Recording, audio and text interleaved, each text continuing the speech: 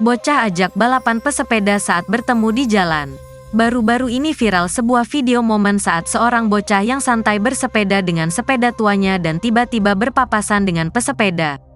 Video yang dibagikan akun @kuas08 di TikTok tersebut memperlihatkan saat bocah tersebut yang ajak balapan pesepeda yang ada di depannya. Dengan mengayuh sekuat tenaga ia pun balapan dengan pesepeda yang ada di depannya.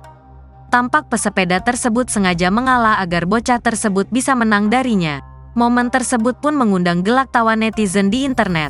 Mana masnya yang sepedaan juga asik lagi ngeladenin bocilnya, kata akun Borep.